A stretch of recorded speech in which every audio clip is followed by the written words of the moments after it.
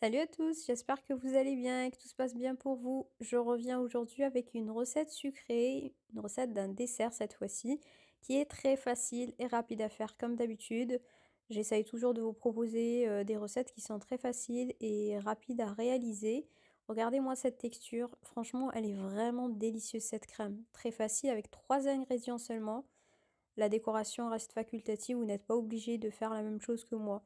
C'est vraiment à vous de voir ce que vous voulez mettre pour la décoration. Vous pouvez remplacer la crème de spéculoos par des fruits par exemple, par du caramel, par une ganache de chocolat. C'est vraiment à vous de voir comment décorer votre crème. Commençons donc la recette sans trop tarder. Je commence par mélanger mon fromage avec ma crème liquide entière. Donc pour le fromage, j'ai utilisé du mascarpone. Vous pouvez très bien le remplacer par du Philadelphia par exemple, ou n'importe quel fromage crémeux que vous aimez bien. Alors je mélange les deux ingrédients jusqu'à ce que le mélange double de volume.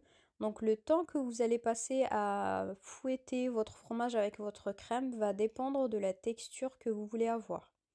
Si vous voulez une texture plutôt ferme, on va dire, il faut bien battre le tout.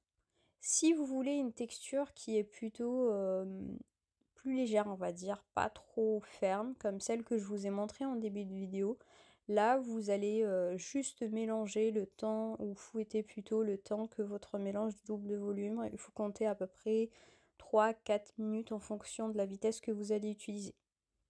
Une fois que votre mélange a doublé de volume, vous rajoutez le lait concentré sucré. Vous pouvez très bien le remplacer par du sucre glace, mais vous n'aurez pas le même goût.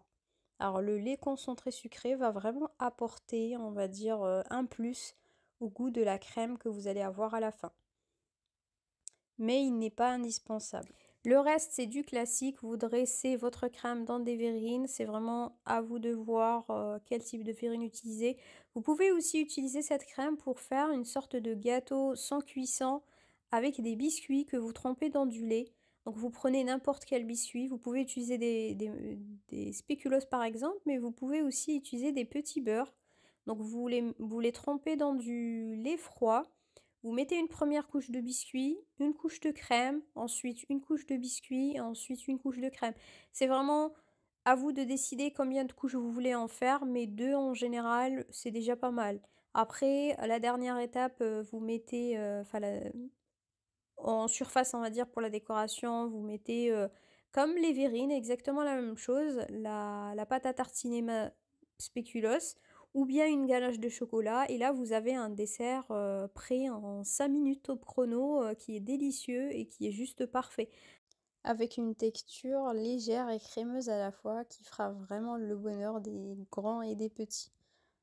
Alors une fois que j'ai dressé ma crème dans mes petites verrines, je mets au frigo pendant 10 minutes à peu près, le temps que ça tienne un petit peu, pour mettre ensuite la crème que je rajoute par-dessus. Donc ici j'ai mis de la pâte à tartiner goût spéculoos. Vous pouvez très bien la remplacer par une pâte à tartiner classique, type Nutella par exemple, ou bien une ganache de chocolat, un coulis de fruits par exemple, de mangue, de fraises, vraiment en fonction des fruits que vous aimez ou bien des fruits de la saison. Et vous décorez avec soit un spéculoos, soit des biscuits, on va dire hachés, que vous pouvez rajouter par-dessus, des petites billes de chocolat. Vous avez, on va dire, un large choix pour la décoration. Vous faites ce que en fonction de vos envies. Et voilà, notre recette est déjà prête. Franchement, elle est très rapide à faire, mais elle est délicieuse. C'est un pur délice. Je vous conseille vivement de la tester. Si vous le faites, n'hésitez pas à me mettre en commentaire ce que vous en avez pensé, à mettre un petit pouce bleu pour m'encourager à vous partager plus de recettes. Je vous dis à très vite dans une nouvelle vidéo. Prenez soin de vous. Avant que j'oublie les amis, n'hésitez pas à me suivre sur Instagram où vous aurez beaucoup plus de recettes puisque je suis plus active sur ce réseau. À bientôt!